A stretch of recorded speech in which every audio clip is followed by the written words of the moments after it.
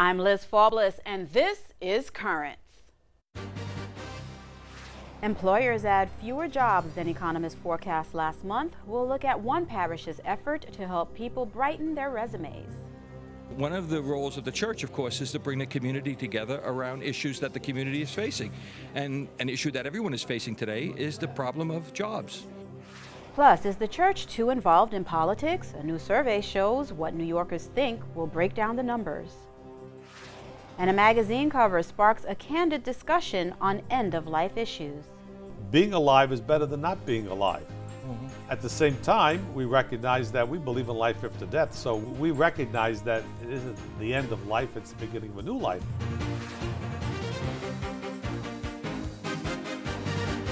Good evening, and thank you for joining us. Although U.S. employers added 69,000 jobs in May, the numbers were a huge disappointment, coming in at less than half of the 150,000 economists surveyed by CNN Money had forecast. It was the weakest jobs growth number in a year, causing a 0.1% rise in the unemployment rate. Now, that's the first increase since last June. And although companies did not hire at the rate some had expected, one thing is certain: people are looking for work. But for some, it may be the first job search in quite some time. Here in Brooklyn, the workforce ministry at St. Anselm Church in Bay Ridge is helping people by showing them how to brush up and optimize that all-important resume. So the resume gets you in the door for the interview. Very few people, if any, ever get a job based upon a wonderful-looking resume. Getting in the door, that's where the resume counts. And that's where it becomes your marketing document. The event that we're gathered here for is known as the Workforce Ministry Resume Working Workshop. One of the roles of the church, of course, is to bring the community together around issues that the community is facing. And an issue that everyone is facing today is the problem of jobs. And where do you find jobs? And if you've been out of work for a while, how do you apply for jobs? And resumes are very important. And this group is here. Opportunities for Better Tomorrow is working with St. Anselm's to provide this so that people learn how to improve their resume or how to write a resume if they've never done that. My difficulty right now is probably just promoting myself more so I can get better, higher pay. I think I've had like over 20 resumes already, and I constantly have to keep updating it, and I'm never sure whether it's good or not. There are 4 things that people need to know with their job hunting. One, you really should look who you are applying to online. What is the culture of the organization? What specifically is the job responsibilities or accountabilities? That's the first thing. The second thing is then to gear your resume and your wording of your resume and your talents towards that job position. The third thing is certainly to know how to post it online. That is important after knowing the company, because even if you know the company, you need to know how to post the resume online. I've noticed a couple of employers on the internet wanted you to apply via your Facebook account, and I was like... By Facebook? Yeah. Technology today is a way of the world, and many organizations, large corporate, even smaller companies today, they use the online process as a screening out. Men and women who may have worked for companies for 25, 30 years, they're out of jobs, they're now in their 50s. Where do they start all over? How do they start all over? That's the big problem. And so even them, you know, perhaps when they got a job 30 years ago, the resume wasn't what it is today. And so now to say you have to put a resume together, you have to show us what you've done in your life, they need that help. And that's part of it too. So you have the young people just starting out, you have the older people who are trying to start over, and I think this workshop is provided there for both groups to learn how to do it and put their best foot forward. I'm looking for a job and figured my resume could use some help because I haven't had any luck over the past couple of months. So this seemed like a good place to start. I'm going to go home and update my resume and make some changes and reapply to some of the websites where they just keep your resume on file. So I'm going to replace that and keep my fingers crossed. Well, we have more currents ahead. When we return, we'll find out where New Yorkers stand on the church getting involved in politics. A new Quinnipiac poll of New York State voters suggests many people feel the church has become much too involved in politics. Now, that's the opinion of 43% of the over 1,500 people polled. Peeling back the layers a bit more, we find that among Catholics, 43% say the church's involvement in matters of the state are about right. The detailed survey also found that a majority of voters, 55% overall, disapprove of lawsuits by Catholic institutions challenging the Obama administration on the birth control insurance issue. Catholics, on the other hand, approve of the church lawsuits by a slim majority, 51%. And when asked, should religious institutions be required to provide that insurance? Narrowly, New Yorkers say no, but on this one, Catholics are again in the church's corner.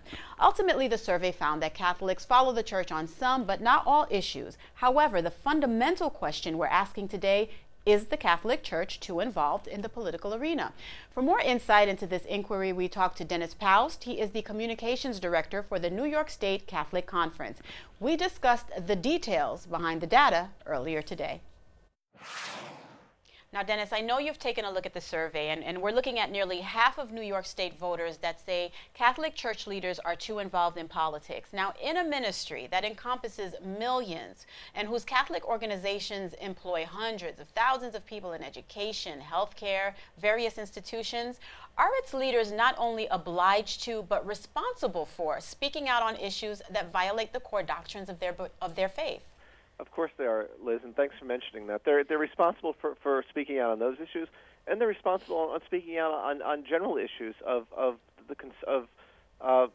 concern of all people of goodwill, speaking out on behalf of the poor and vulnerable, speaking out on behalf of the unborn, those without a voice. That's what the church is for. That's what the bishop's role is as shepherd, to proclaim the gospel truth. And sometimes that's done in the public arena because that's where the laws are made and that's where all the decisions come from. And I also noticed that a handful, about 11%, say that the Catholic Church is not involved enough. Now, what more could the church do or say if we look at it from the point of view of this sampling? Well, you know, what I like is I like to look at the combined number of doing just about the right amount or not doing enough. That means that people don't, you know, the people want the church to be a voice in the public square. And among Catholics, that's 60% of the population think that we're doing just a fine job or even could be doing a more impressive job in the public square. It's the number of Catholics that I'm really interested in, the numbers, I mean, how they polled the Catholics. Because frankly, I mean, most people, you know, non-Catholics are no more qualified to comment on the church's role there than I am to comment on the role the Orthodox Jews play in public policy. You know, everyone is welcome. This is a free country, and all faiths should speak out, and they should make their voices heard and make their arguments. We're not, you know, we're not imposing. We're proposing. Now that you mentioned that, Dennis, it does bear mentioning that the opposition on the mandate is interreligious. It's across religious lines. We've had Protestants, we've had evangelists, we've had the Jewish faith talk about the infringement of the government upon Catholics' rights of consciousness. So it is not just Catholicism. No. It's because that we must speak out about it because it addresses our faith. Well, right. This is a fundamental question of the Constitution. It's a question of religious liberty that really ought to, the Obama mandate ought to frighten anyone who believes in liberty, specifically religious liberty, the first liberty of our Bill of Rights. But you know, they've targeted contraception here because contraception, come on, we know it's not a popular teaching in the church, even among Catholics. Most don't follow it, so it's an easy one for the administration to start whittling away that religious liberty because people don't want to fight. But I think the bishops have made a very good case here, and they've made people understand that this is not just about contraception. No one's trying to take anyone's birth control pills away. This is a fundamental question of, do we have the right to practice what we preach? And does the government have a right to declare who's Catholic and who's not? And in keeping with that line of speaking about the government, we have President Obama, who has had significant support from Catholics, you know, which of course is the largest religious group in the country. He won the Catholic vote by about 9 points back in 2008, and that of course has waned a little bit in recent months. My question is the participation of the church and Catholic voters only okay when it forwards an agenda and doesn't challenge? Well, that's sort of what we're hearing from a lot of folks these days. You know, even some sort of dissident Catholics, you know, they're perfectly happy when we speak out on minimum wage, when we speak out against the death penalty. But the minute we start speaking about the right to life, the minute we start speaking about our own religious liberty, they say, whoa, the church is too involved in public policy. So people have their, it's hard to separate people's politics from their faith, but as Catholics, we're kind of called to do that, and we're kind of called to look at the issues and not so much party politics. I have a quick statement I want to read to you, Dennis, by Francis Cardinal George of Chicago. He says, so far in American history, our government has respected the freedom of individual conscience and of institutional integrity for all the many religious groups that shape our society. He goes on to say that the government has not compelled them to perform or pay for what their faith tells them is immoral. That's what we've meant by freedom of religion. That's what we had believed was protected by the U.S. Constitution. Then he goes on to say, maybe we were foolish to believe so. My question is, are we foolish, or has the government just simply overstepped its boundaries? The government obviously has overstepped its boundaries, and I think that's sort of the rhetorical point the Cardinal's making there, because clearly religious liberty is enshrined in our Constitution. And we are confident that the courts will bear this out in the end. As you know, 43 Catholic entities have sued now the federal government challenging this mandate, and we believe eventually it will go to the Supreme Court, and we think we have a very, very strong case of beating this. And, for those who say that this is a politically motivated thing, I just add that this was brought on by the administration, and they're the ones who chose the timing in an election cycle. I think they thought it was going to be helpful to their base, but what they didn't count on was the fact that Catholics are standing up and saying, whoa, we may not always agree with the church's teaching, but don't attack us either. All right. Thank you, Dennis. That's a perfect final word. And I, as always, love talking to you. Thank you so much for being with us today, and I'm sure we're going to touch base again soon. It's always my pleasure, Liz. Thank you. You're welcome. And stay tuned. We have the day's top headlines next, including some strong words from one activist group about a federal appeals court decision on the Defense of Marriage Act.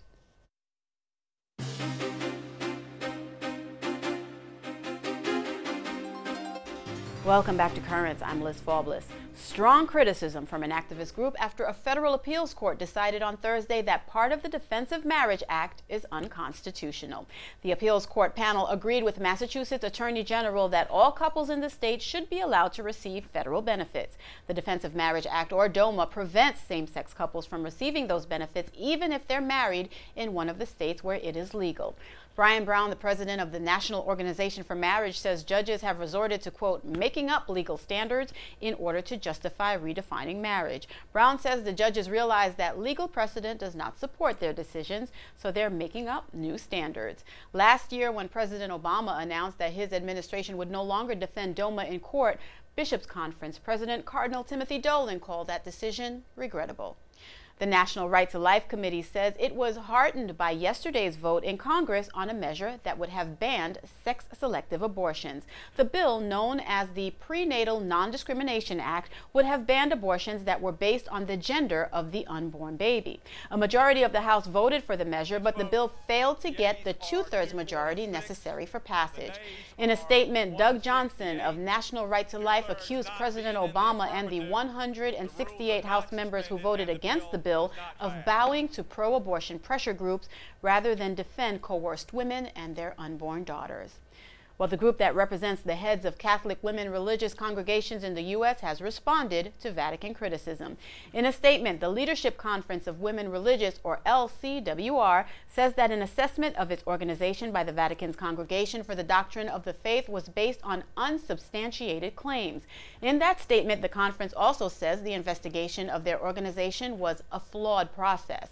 In April, the Congregation for the Doctrine of the Faith announced that it had appointed Seattle Archbishop Peter Sarton to oversee changes to the Leadership Conference in an effort to have the organization conform more towards the Church's teachings. Among the concerns raised, radical feminist themes at some talks sponsored by the conference. On June 12th, LCWR's President and Executive Director will meet with the head of the Congregation for the Doctrine of the Faith, Cardinal William Leveda, and Archbishop Sarton in Rome. Meanwhile, the Holy See's newspaper has a new feature praising women and their role in the Church and the world. Rome Reports has more. The Vatican newspaper L'Osservatore Romano is honoring women by recognizing feminine genius every month. The additional part of the paper is called Women, Church, and the World, and it's to be released on the last Thursday of each month along with the paper. It's directed, coordinated, and written by a team completely made up by women. Giovanni Maria Villan is the director of L'Osservatore Romano, and he had the honor to introduce the newest addition to the Vatican newspaper. It's a monthly edition that's very well done and beautifully designed by editors such as Giulia Gallotti. Then there are the two collaborators that are in charge of this edition, Ritana Armeni and Lucetta Scarafia, that each coordinate a team of people. For example, in this issue, we have a Discalced Carmelite who writes about a 17th century piece of work that until now was known as a Jesuit, and that seems to be written by a woman. It's an important work. We thought it would be a good idea in the official newspaper of the Holy See, L'Osservatore Romano, if there was a supplement at least once a month to give voice to this affluence, the value that women bring to the Church. The dialogue between women and the Church is not new today.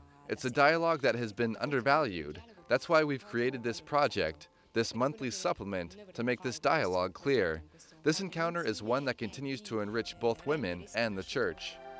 This new section will contain some surprises. Each month, the artist Isabella Ducrot will release a piece of contemporary art along with a cartoon that has a nun as its main character.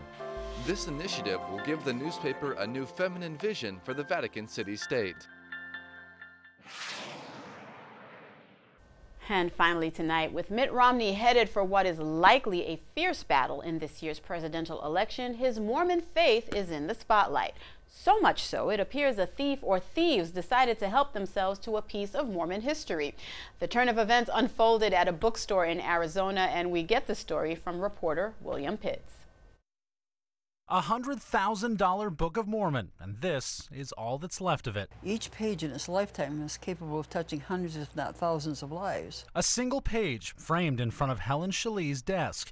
It was a first edition, written in 1830, when the Mormon Church was founded. Just the title page goes upward of $25,000 just for that page. Priceless for the faithful. Hundreds of people have been in, and many have had their pictures taken with it, so many people knew where it was. It was in a fireproof case and in a filing cabinet, and we went to get the book, the 1830 Book of Mormon, to show them so they could have their pictures taken with it, and it was gone.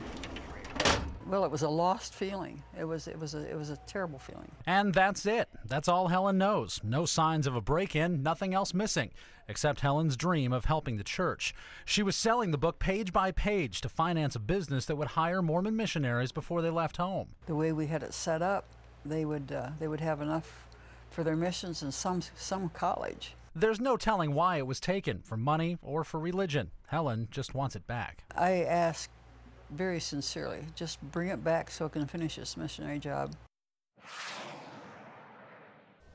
And that report from William Pitts. Stay tuned, there's more currents ahead. When we return, there's abortion, and then there's another big life issue. Nobody rejoices in suffering. If it comes our way, we accept it, we join it to that of Christ, we find meaning in it. It's not something you look for. It's something that comes naturally, and we have a supernatural outlook on it.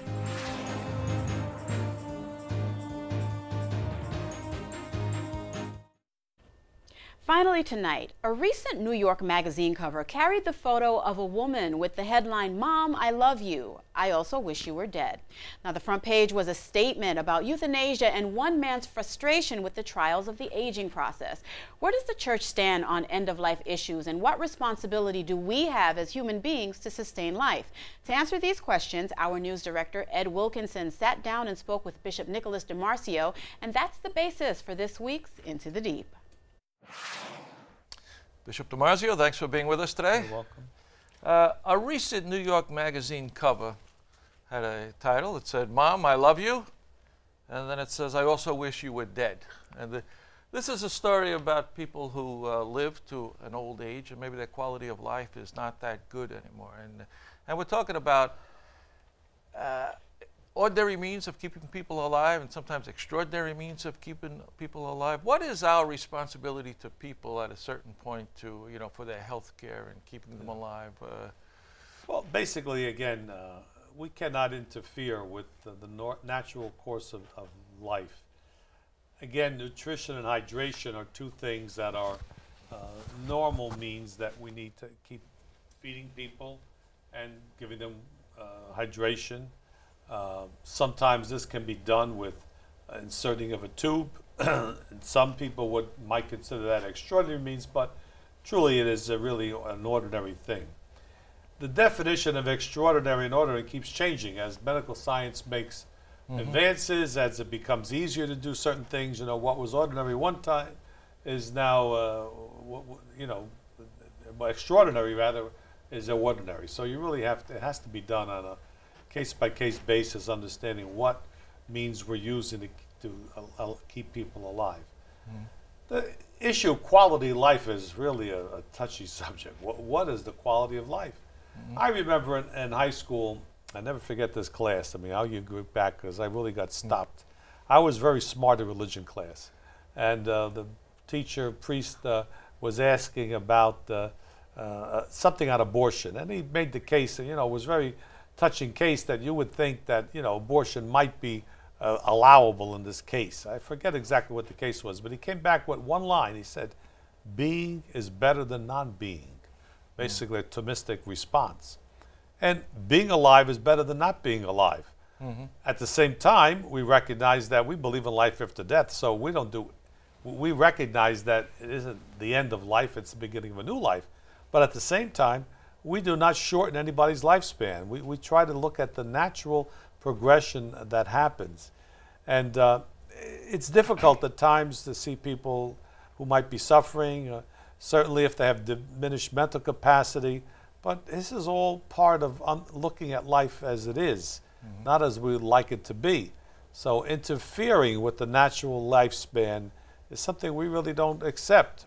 And I think, again, it has to be a case-by-case basis when we recognize what can be done, what interventions are necessary. If somebody is near the end of life, would you start dialysis? Probably not. If it's not going to help them. There's a lot of questions. Again, everything has to be done on a case-by-case basis. Basically, you have the general rules. Well, what about, we hear about the new Affordable Health Care Act, and we hear about these panel of doctors who are going to be determining how much health care certain people should get after a certain age. And then the cost factor involved. Does the cost factor ever come into play? The fact of the matter is that most of the cost of the Medicare program is spent in the last years of someone's life. That's when we get sick, when we're old. We don't need it when we're young. And if we have panels now that are going to look at the cost and cost benefit, the old people don't have a lot of benefit to society, if you want to look at it that way. So that if we're going to shorten people's lives, that's something we have to be careful about. This was debated in the passage of the bill. We don't know if the bill's going to make it through Supreme Court or not, but we'd have to be very careful about these panels and making sure that they're not making decisions based on finances and not on moral principles that are, go beyond our own beliefs, but there are moral principles that the medical profession also goes by, so they have to be carefully looked at. And the church also preaches a certain spirituality of suffering. There is a certain benefit to suffering in a sense. How far can we go with that? Well, again, nobody rejoices in suffering. If it comes our way, we accept it, we join it to that of Christ, we find meaning in it. It's not something you look for. It's something that comes naturally, and we have a supernatural outlook on it. So, again, not everybody understands that. We have people that, want to go immediately to assisted suicide. Why should anybody suffer? They should end their own lives, and it's their business, it's their own life, it's not our life. Again, this is the whole problem of making individuals the ultimate source of morality, not recognizing the social impact of human life. We don't live only for ourselves. We have relationships with other people. We have relationship to the country, to the state, to the society, and it's not something that the society can intervene on, nor at the same time do we do something unilaterally, looking at like it's my life, I do what I want with it. Yeah, controversial subject, and I'm sure we'll talk again about it. Well, thanks for being with us today. You're welcome. And that is all for tonight. Be sure to visit us online at currentsny.net. You can also get the latest news by following us on Twitter. Look for us there at currentsny. For all of us here at Currents, I'm Liz Faublas. Thank you for watching and have a good night.